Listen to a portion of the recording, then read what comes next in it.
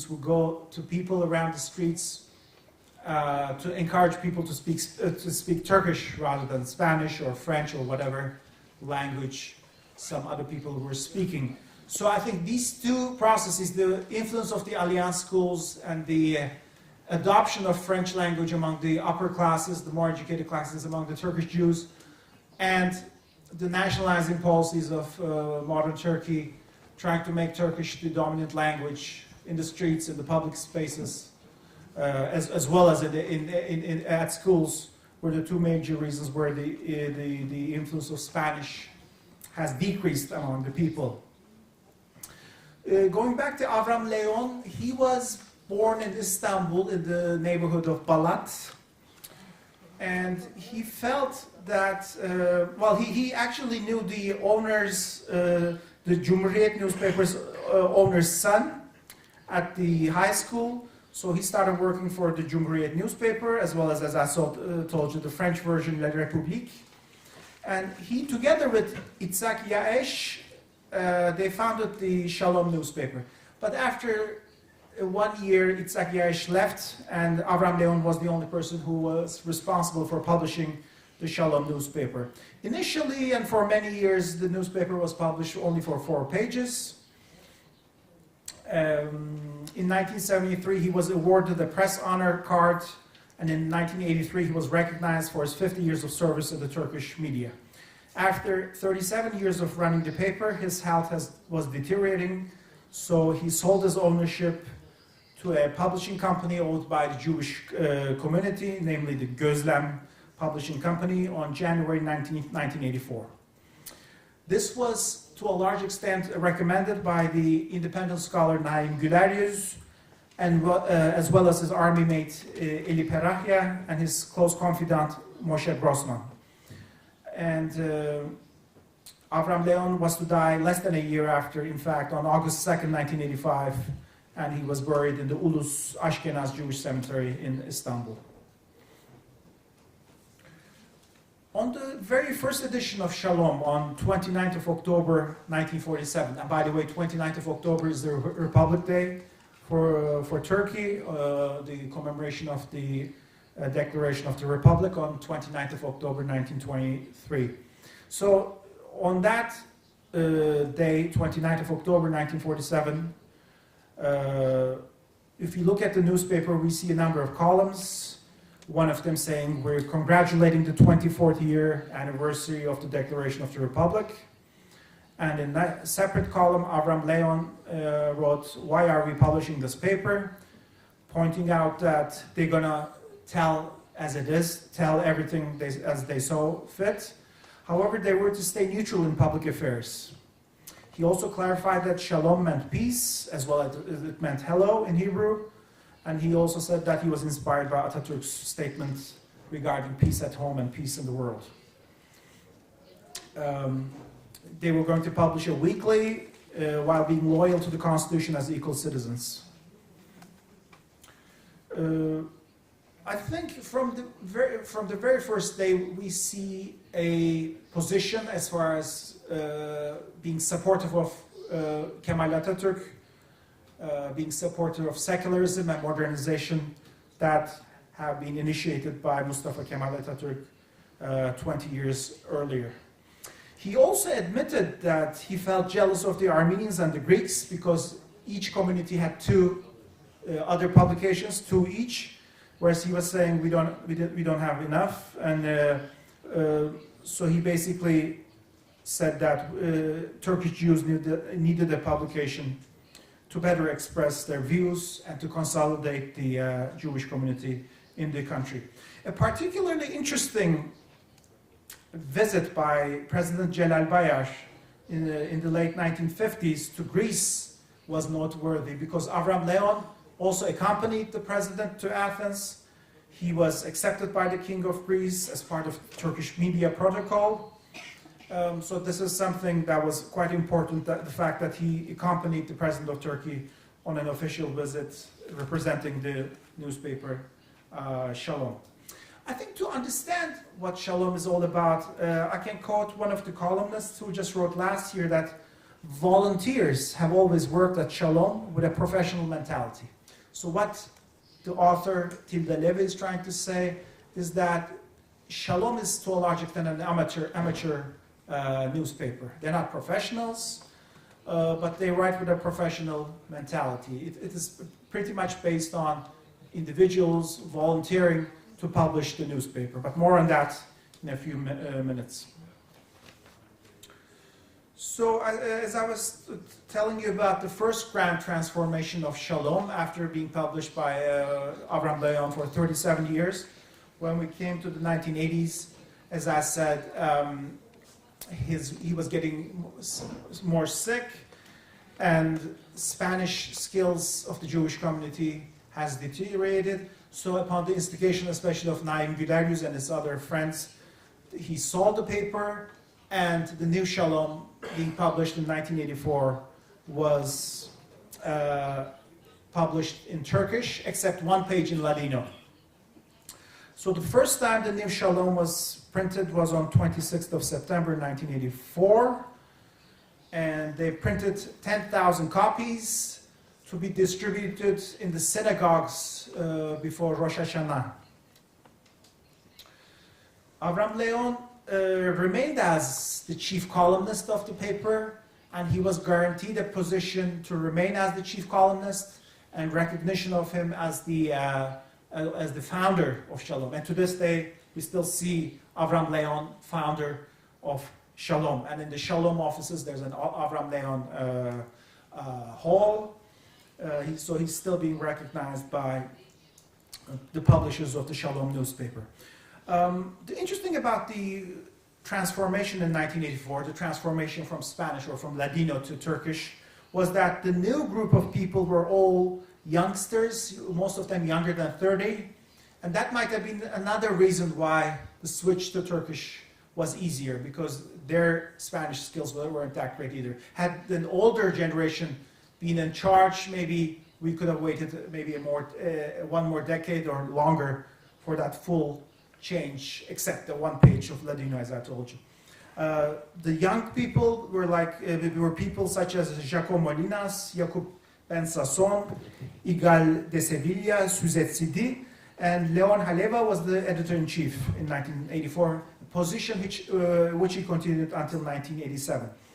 The new editor-in-chief, Leon Haleva, said that one of his aims was to raise Jewish consciousness among the Jewish community in Turkey. So as I told you, there were 10,000 copies of the first edition of the new Shalom, which was mostly in Turkish, and this was distributed in the synagogues during the high holidays just before Rosh Hashanah.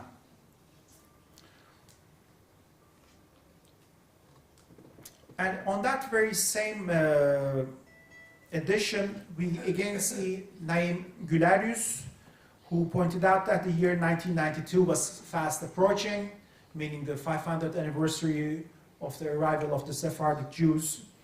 And he was talking about plans for celebrations for that 500th year anniversary of the arrival of Sephardim.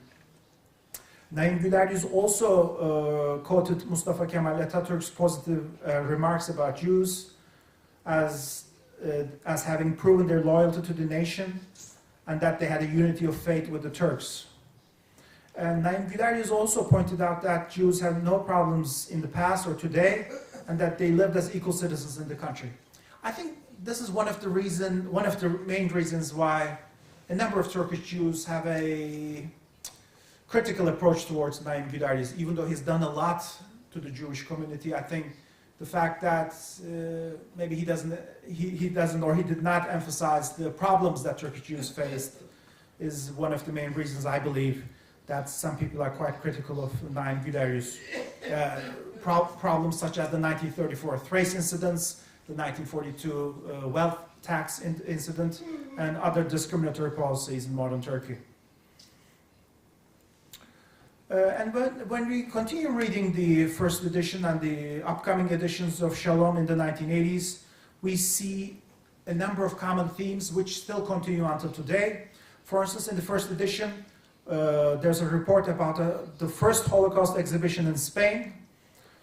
the attendance of Israelis in the Jewish Congress in Morocco.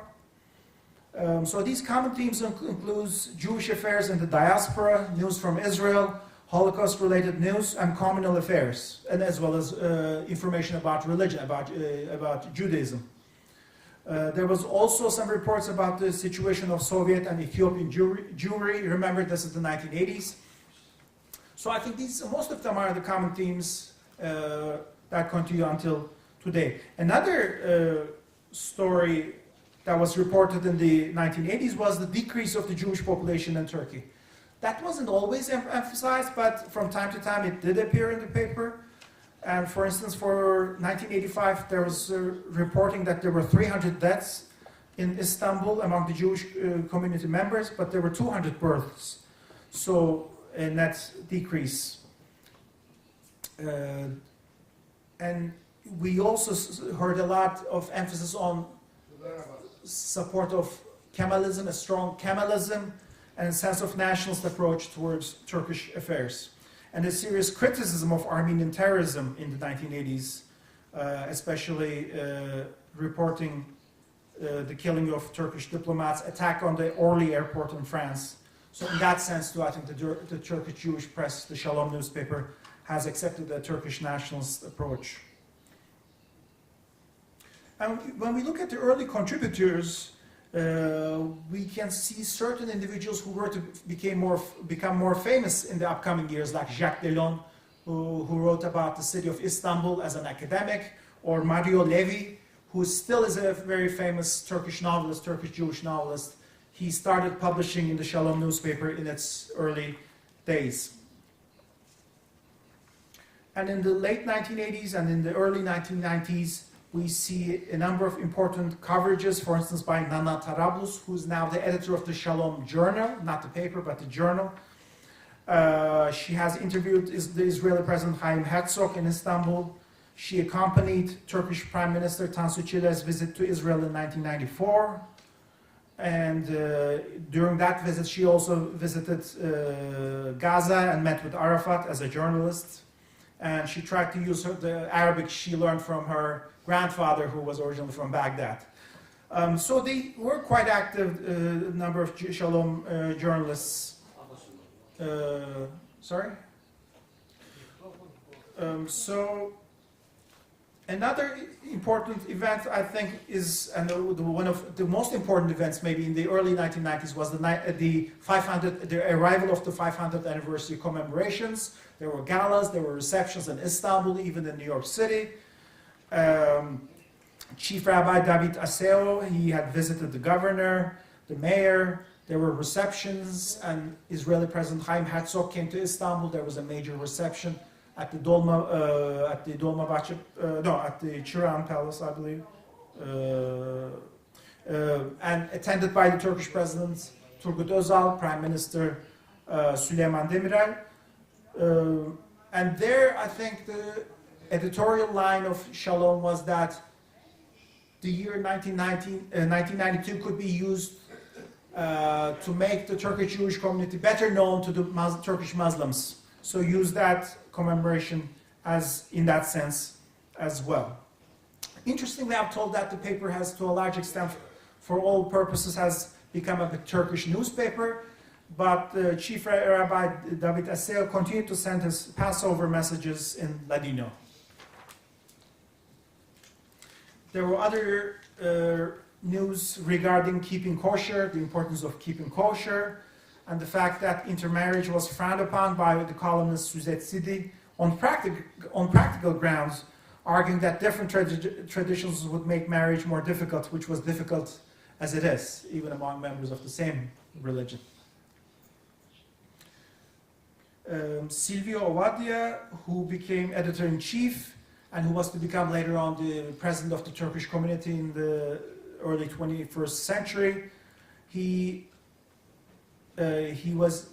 readily admitted that there was an imposition of Turkish language in the early days of the Republic, but also the fact that there was freedom of religion, and giving the example from the Turkish military, allowing people belonging to the Jewish faith to be allowed to go on a leave on Jewish religious holidays such as Rosh Hashanah and Yom Kippur.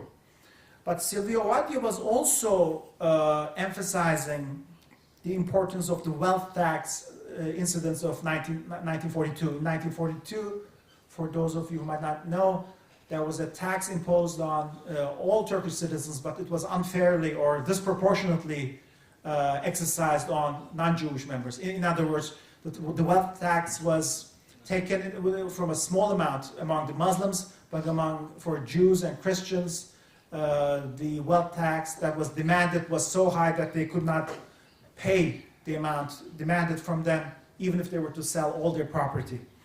So Silvio Ovadio, one of the columnists, was talking about a new novel called The Necklace of Mrs. Salkım, Salkım Hanım'ın Taneleri, which talked about the wealth tax during World War II. And he said that it was important for the truth to be recognized in its entirety. But also, so I mean, we're seeing, I think, gradually the Shalom newspaper is becoming more vocal in its criticism of some of the policies of early Republican era.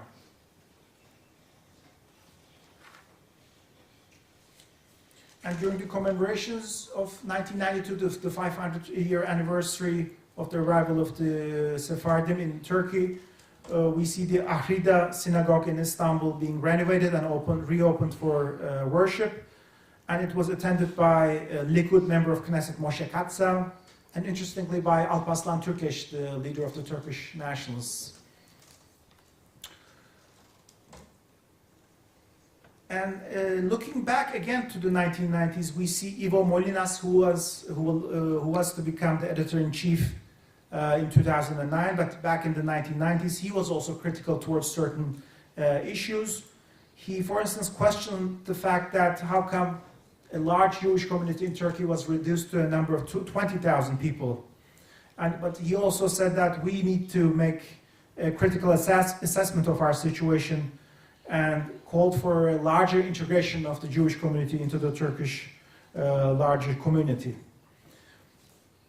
And again, we see in many reports the importance of the emphasis of secularism, the importance of modernization, of Kemalist reforms. I think these are the common themes we see in the pages of Shalom.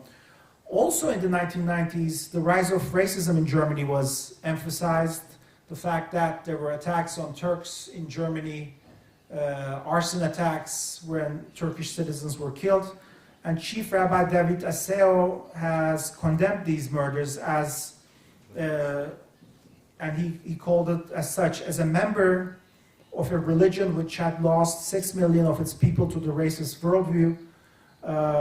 I strongly condemn these racist attacks against our citizens.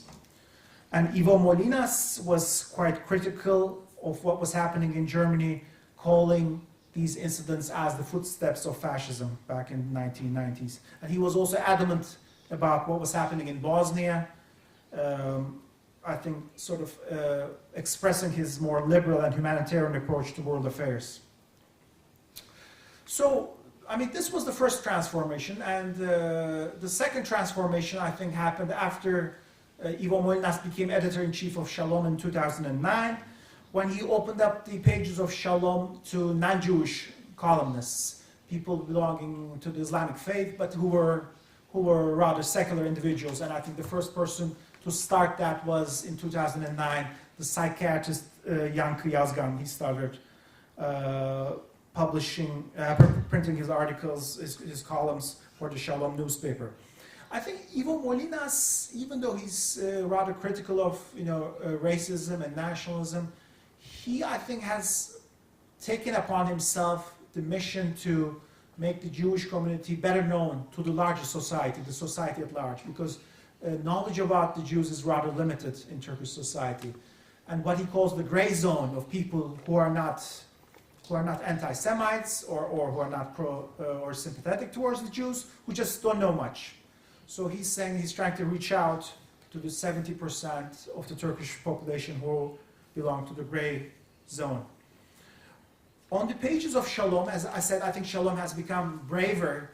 Expressions of sympathy towards Israel can be seen by the columnist Moise Gabay, a younger generation columnist, or by Ivo Molinas, who called their relationship to Israel as having bonds of love or ties of affection, gönül bağı in Turkish, on the parts of the Jews in Turkey towards Israel.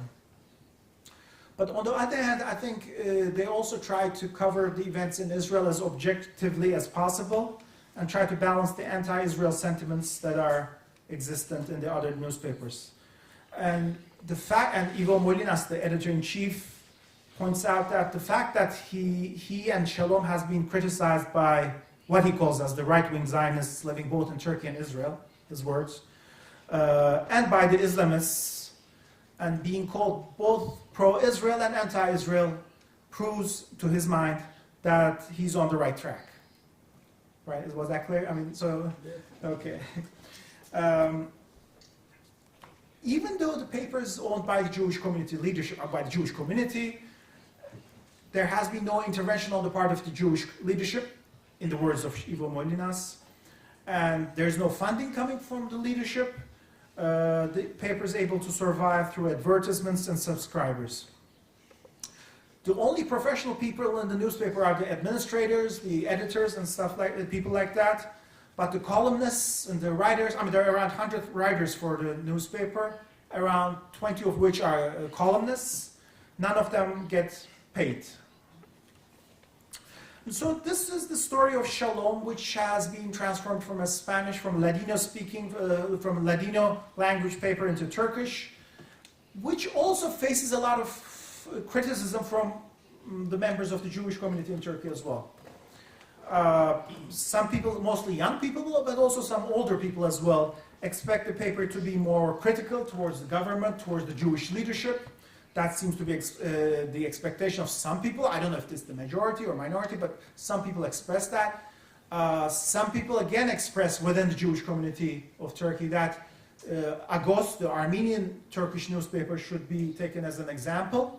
But personally, I don't see that possible, because the Armenians and the Jews, and as has been reported, presented here as well beforehand, they have different sociological and different historical experiences in Turkey. So I don't think Agos, which has become even more radical in the past 10 years, I don't think that would be possible for Shalom. I mean, that might be the wishful thinking of some, but I don't think that will happen. Even back in 1992, Silvio Ovadia reacted to people who said that, you know, the paper should be more critical by saying that, by asking the question, does journalism mean getting purely engaged in criticism? Some people called the paper as the news bulletin. So it seems like the criticism of the paper does go back a couple of decades, if not longer. But Silvio Ovadia was adamant that the institutions of the Jewish community, as well as the paper itself, are run by amateur individuals. Not to insult them, but he was just expressing the fact. These are amateur people. They are not trained in public relations or whatever, or management. They do this out of, charitable feelings towards the Jewish community. Another critical individual is Robert Schild. He belongs to the Ashkenaz community in Turkey, so he calls himself a minority among the minority. And he criticizes Shalom for engaging in journalism for the sake of appearance. He expects a more vocal newspaper. However, the fact that his book, Robert Schild's book, was reviewed in Shalom rather positively quite recently, I think also shows the fact that Shalom has a rather liberal face, democratic face, open for different ideas. Even though this individual is rather critical of the paper, his book is being reviewed quite openly. And the same goes for Rıfat Bali, who is an independent scholar of Jewish origin in Turkey. And he called for Shalom to be closed.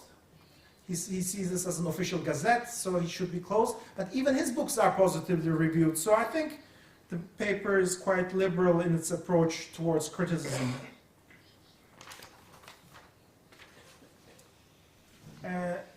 There is now a website called Hablaremos, which apparently means let's talk in Ladino. It's only a website, but it's arranged by younger people, and they argue that they're more open for diverse opinions than Shalom, whereas Shalom seems to be more rigid according to their argument. But the fact that Avleramos has organized a Yom HaShoah event, and 2 of the speakers out of 3 were Shalom columnists, show the fact that relations are not that bad between Avleramos and Shalom itself. So to conclude, the Shalom newspaper can be characterized with having a dual approach, entailing both universal and community-based coverage, ranging from philosophy, art, literature, politics, and culture, with a strong intellectual grounding. The columnists are intellectuals well versed in social sciences, even though some of them have their education in engineering. So, I mean, the level of intellectual capacity of the columnists, I would argue, are quite high. There's the universal aspects, as I said, dealing with philosophy, art, and other topics, fashion, Hollywood, all kinds of information. But there's, of course, the Jewish dimension as well, dealing with communal affairs, dealing with religious affairs. Some rabbis also write weekly columns about religion, obviously. And there's information about marriages, deaths, bar mitzvah, bat mitzvah, anti-Semitism in the country, in the world, and Holocaust-related topics. They're always present in the paper, and the status of world Jewry. In addition to that, news about Israel is always omnipresent in the pages of the paper. In sum, for the Turkish reading public, it is a unique paper in providing such a wealth of information compared to other media outlets. Thank you.